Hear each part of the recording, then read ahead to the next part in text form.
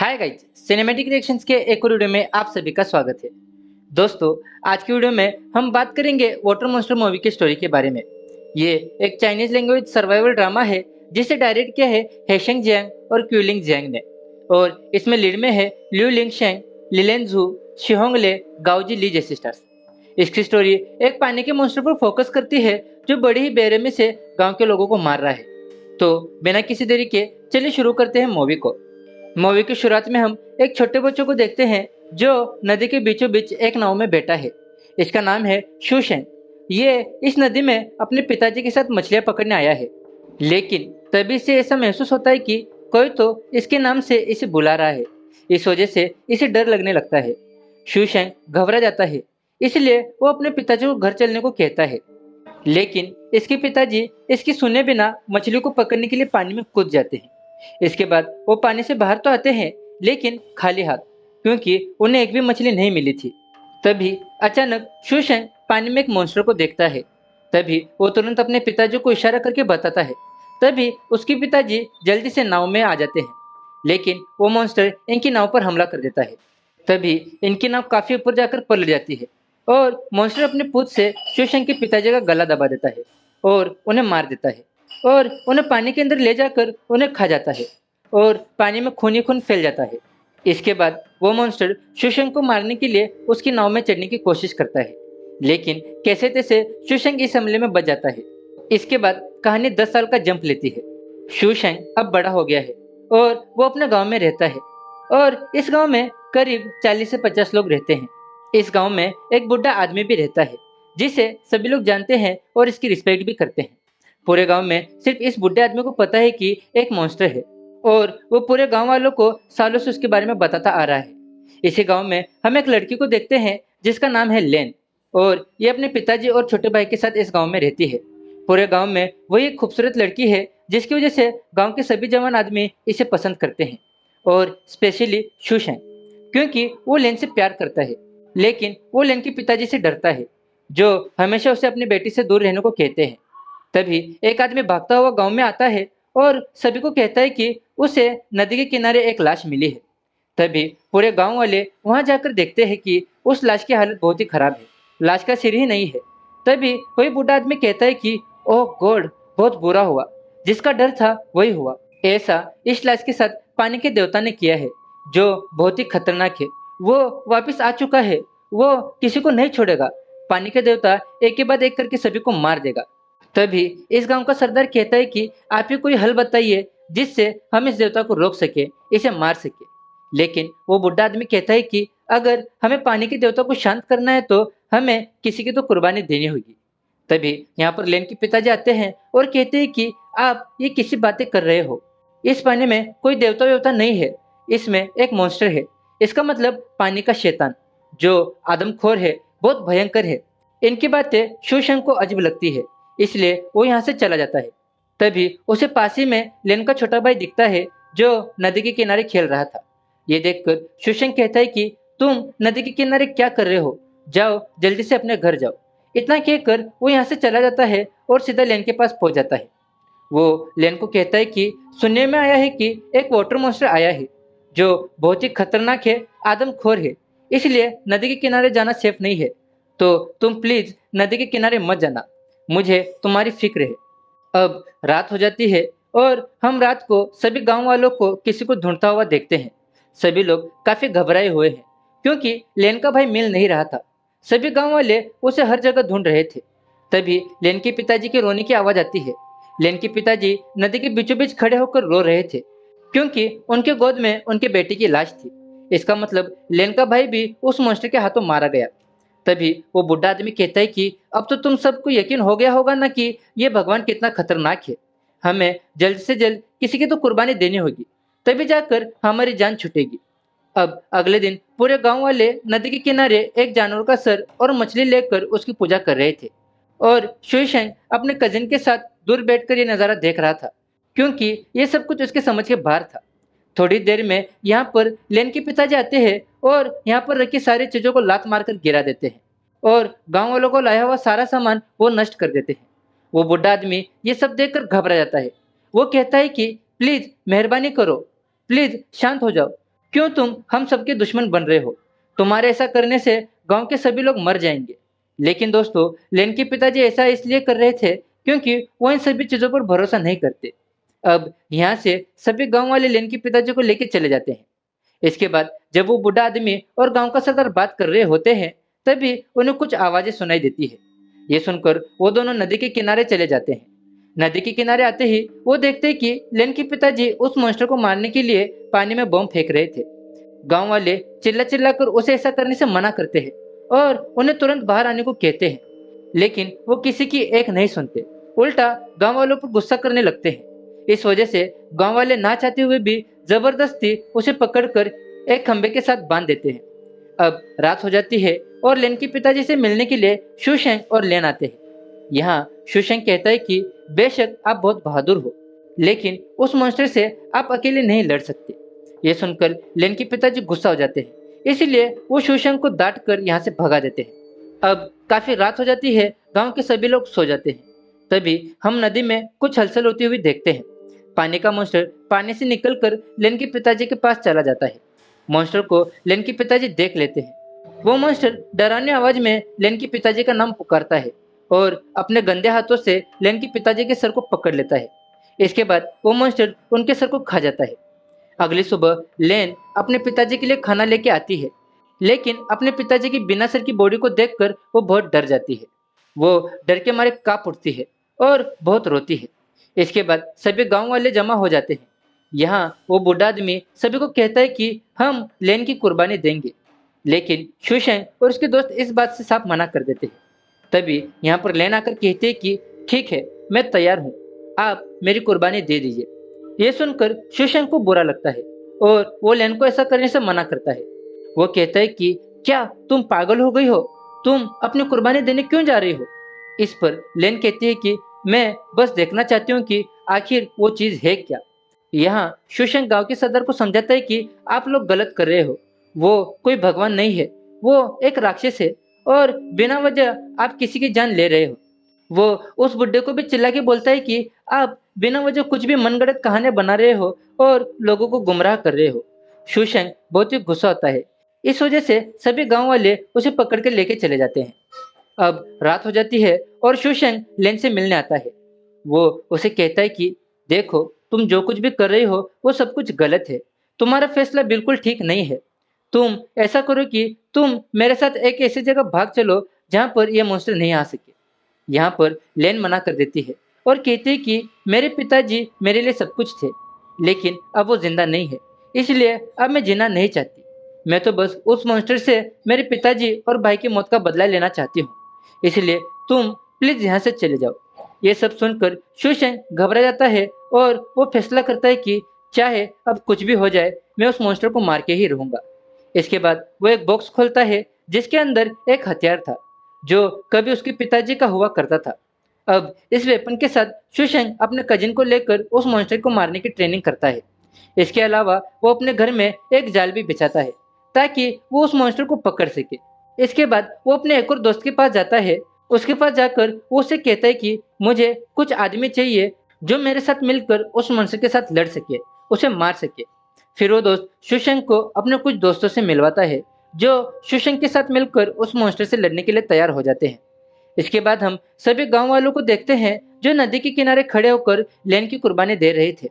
वो लेन को एक नाव में बैठाकर नदी के बीचों बीच भेज देते हैं। यहाँ लेन ने अपने साथ में एक चाकू भी रखा था ताकि वो उस मॉन्स्टर के साथ लड़ सके, उसे मार सके।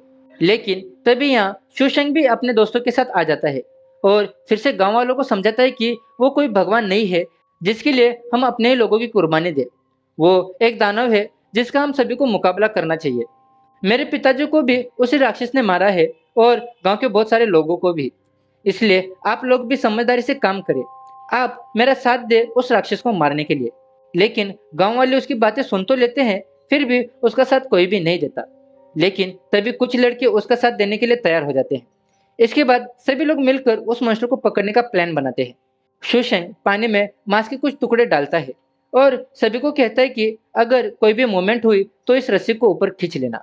सभी लोग चौकन्ने हो जाते हैं। सभी लोगों ने पानी में अपनी नजर गड़ा रखी थी क्योंकि उनका मानना था कि मॉन्स्टर कभी भी आ सकता है। तभी अचानक पानी में उन्हें मोमेंट हुई दिखाई देती है। उनका एक दोस्त जल्दी से रस्सी को ऊपर खींचने की कोशिश करता है। शूशेंग भी उनकी मदद करता है और वो पूरी रस्सी को ऊपर खींच लेते हैं। लेकिन तभी वो देखते हैं कि रस्सी में तो मांस है ही नहीं। इससे सभी लोग समझ जाते हैं कि वो मॉन्स्टर आ चुका है। तभी एक दोस्त शूशेंग से पूछता है कि क्या मैं पानी में जाकर चेक करूं कि मॉन्स्टर आया है या नहीं। इस पर शूशेंग उसे मना कर देता है, लेकिन फिर भी वो उसकी बात नहीं मानता और चेक करने के लिए पानी में कूद जाता है। थोड़ी देर बाद वो पानी के ऊपर आकर कहता है कि कोई भी मॉन्स्टर नहीं है, लेकिन तभी अचानक वो मॉन्स्टर उस लड़के को पानी के अंदर खींच लेता है और उसे खा जाता है, जिसकी वजह से पानी में खून ही खून फैल जाता है। इसके बाद वो मॉन्स्टर उस लड़के का सिर सबके पास फेंकता है, जिसे देखकर सभी की हालत पतली हो जाती है। इसके बाद हम देखते हैं कि वो मॉन्स्टर इन सभी के पास तेजी से भागता हुआ आता है और इनमें से एक आदमी को अपने साथ पानी में लेके चला जाता है। वो अपना बड़ा सा मुंह खोलकर सभी के सामने उस आदमी के मुंह को खा जाता है। इसके बाद शूशेंग अपने हथियारों से लगातार उस मॉन्स्टर पर हमला करता है, लेकिन मॉन्स्टर इतना तेज था कि एक भी हथियार उसे नहीं लगता। बार बार वो बच जाता है, लेकिन इसके बाद अचानक से वो गायब हो जाता है, जिसकी वजह से सभी लोग अलर्ट हो जाते हैं। लेकिन मॉन्स्टर तो इनके नाव के ऊपर ही था और वो चालाकी से लेन पर हमला करने ही वाला होता है, लेकिन वो इसमें नाकामयाब हो जाता है। इसके बाद सभी लोग अपने हथियार से उसे मारने की कोशिश करते हैं, फिर भी वो मॉन्स्टर बच जाता है। एक भी हथियार उसे नहीं लगता, उल्टा वो सभी पर हमला करने लगता है और सभी को जख्मी कर देता है। इसके बाद वो लेन पर हमला करने की कोशिश करता है, लेकिन तभी शूशेंग उसे पकड़ लेता है और जोर से दूर फेंक देता है। इसके बाद मॉन्स्टर बहुत तड़पता है सभी को मारने के लिए, लेकिन सभी लोग बड़ी तैयारी से आए थे और आखिर में वो उस मॉन्स्टर को अपने जाल में पकड़ ही लेते हैं। लेकिन वो इतना ताकतवर था कि ये लोग ज्यादा देर तक उसे रोक नहीं पाते। वो अपनी जान बचाने के लिए वापस पानी में चला जाता है। इसके बाद प्लान नाकामयाब होने की वजह से सभी लोग शूशेंग के घर में चले जाते हैं और रात भी बहुत हो चुकी थी। इनमें से बहुत सारे लोग इस वॉर को यहीं पर खत्म करने की बात करते हैं, लेकिन शूशेंग नहीं मानता। इस वजह से एक आदमी वहां से चला भी जाता है, लेकिन रात भी गहरी थी और डर के मारे वो आदमी एक पेड़ के पास चला जाता है। वो मॉन्स्टर उसके पीछे आ गया था। वो बार बार उस आदमी को उसके नाम से पुकार रहा था। इसके बाद पेड़ के ऊपर से वो मॉन्स्टर उस आदमी को खा जाता है। इसके बाद वो मॉन्स्टर शूशेंग के घर तक भी पहुंच गया था। उसे शूशेंग के घर में एक इंसान दिखता है, जिस पर बिना कुछ सोचे समझे वो मॉन्स्टर हमला कर देता है। मगर ये कोई इंसान नहीं था, ये तो बस एक पुतला था, जिसे लोगों ने जानबूझकर यहाँ पर रखा था। इस मंजर को शूशेंग चुपके से देख रहा था और अपने सभी दोस्तों को वो इशारा करके सारी खिड़कियों को बंद करने को कहता है। इस वजह से वो मॉन्स्टर इस रूम में कैद हो जाता है। शूशेंग ने अपने दोस्तों की मदद से पूरे कमरे में जाल बिछाकर रखे थे, ताकि वो इस मॉन्स्टर को पकड़ सके। इसके बाद वो एक एक करके अपने जाल चलाना शुरू कर देते हैं। बहुत सारे हथियार मॉन्स्टर पर छोड़े जाते हैं, लेकिन फिर भी वो मॉन्स्टर बच जाता है। फिर वो किसी बंदर की तरह दीवारों पर भागने लगता है। आखिर में वो एक लकड़ी को तोड़कर उस कमरे से बाहर आ जाता है, लेकिन इसके बाद वो सभी लोग थे। वो इस मॉन्स्टर को पानी से बाहर इसलिए लाए थे क्योंकि इन्हें लगता है कि मॉन्स्टर को पानी से ताकत मिलती है, लेकिन उनका यह प्लान उन पर ही भारी पड़ जाता है। ये मॉन्स्टर सभी पर हमला करने लगता है और एक एक करके सभी को मारने लगता है। तभी शूशेंग आता है और तीरों से उस पर हमला कर देता है और इन तीरों से बचते बचते जब मॉन्स्टर सही जगह पर पहुंचता है तो शूशेंग उसे एक पिंजरे में कैद कर देता है। पिंजरे में मॉन्स्टर को कैद करने के बाद शूशेंग उसे कहता है कि आखिरकार वो पल आ ही गया, मैंने इस पल का बहुत सालों से इंतजार किया था। इसके बाद गांव के सभी लोग इस मॉन्स्टर को देखने के लिए आ जाते हैं। इनमें से कोई उसे मॉन्स्टर कह रहा था तो कोई पानी का शैतान और कोई तो इसे पानी का बंदर भी कह रहा था। तभी सभी लोग कहते हैं कि शूशेंग बिल्कुल सही कह रहा था, ये कोई भगवान नहीं है, ये एक शैतान है। सब मिलकर शूशेंग को अपना हीरो कहते हैं। सभी लोग शूशेंग के नाम के नारे लगाते हैं और उसकी बहुत तारीफ करते हैं। लेकिन तभी यहाँ पर वही बुड्ढा आता है और सभी से कहता है कि तुम सभी लोग ये सही नहीं कर रहे हो। तुम सभी लोग देखना, शूशेंग की इस हरकत की वजह से ये भगवान हम सभी को मार देगा। मगर गांव वाले उस बुड्ढे की बातों पर ध्यान नहीं देते। इसके बाद सभी लोग जश्न की तैयारी करते हैं। गांव का सरदार सभी से कहता है कि इस मॉन्स्टर के साथ क्या करना है ये हम कल देखेंगे। फिलहाल के लिए सभी लोग मजे करो और एक चैन की नींद सो जाओ। इसके बाद सभी लोग काफी खुश थे और जश्न भी मनाते हैं। दूसरी तरफ शूशेंग लेन को शादी के लिए प्रपोज करता है और लेन मान भी जाती है। दोनों ही बहुत खुश थे क्योंकि इसके बाद का हर एक पल ये दोनों साथ में गुजारना चाहते थे। वहीं दूसरी तरफ उस बुड्ढे की आंखें खुलती है जो पिंजरे के पास था। वो देखता है कि मॉन्स्टर पिंजरे से भाग गया है। वो बुड्ढा जैसे अपने पीछे मुड़कर देखता है तो वो उस मॉन्स्टर को सामने खड़ा पाता है और फिर देखते-देखते वो मॉन्स्टर उस बुड्ढे के बदन के 2 टुकड़े कर देता है। इसके बाद वो गाँव के अंदर आ जाता है। सभी लोग नशे में थे और सो रहे थे। इसका फायदा उठाकर वो मॉन्स्टर सभी को खाने लगता है। तभी शिवशंकर का कजिन उस मॉन्स्टर को देख लेता है और अपना खाना उस पर फेंक देता है। फिर उसे चिढ़ाते हुए कहता है कि मैं तुमसे नहीं डरता, तुम मेरा कुछ बिगाड़ नहीं सकते। दोस्तों, शिवशंकर का कजिन थोड़ा पागल था, इसलिए वो उस मॉन्स्टर से अकेला ही लड़ने की कोशिश करता है। वो उस मॉन्स्टर को अपने दांतों से काटता है और बार-बार कहता है कि मैं तुमसे नहीं डरता। लेकिन वो मॉन्स्टर शिवशंकर के कजिन के पेट में अपना हाथ घुसाकर उसे मार देता है। अब जैसी सुबह होती है, पूरे गांव में सन्नाटा फैला हुआ था। सभी गांव वाले अपनों की मौत से मातम मना रहे थे। हर जगह लाशें फैली हुई थी। सभी लोग रो रहे थे।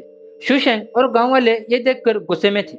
सभी लोग फैसला करते हैं कि अब चाहे कुछ भी हो जाए, हम उस मॉन्स्टर को मार कर ही रहेंगे। सभी लोग अपने-अपने हथियार लेकर उस मॉन्स्टर से लड़ने के लिए चले जाते हैं। सभी लोग नदी के किनारे खड़े थे और शिवशंकर पानी में अकेला ही जाता है उस मॉन्स्टर को बाहर बुलाने के लिए। अंदर वो देखता है कि पूरे पानी में कंकाल ही कंकाल थी। इनके अलावा वो पानी में उस मॉन्स्टर को भी देखता है जो उसके सामने ही खड़ा था। शिवशंकर अपने हथियार से उस पर हमला करता है, लेकिन वो मॉन्स्टर उस हथियार को पकड़ लेता है और शिवशंकर को पानी के बाहर फेंक देता है। ये देखकर शिवशंकर के दोस्त उसे अपनी तरफ खींचने लगते हैं। वो मॉन्स्टर भी तेजी से शिवशंकर के पीछे आता है और आखिरकार वो शिवशंकर की नाव पर पहुंच ही जाता है।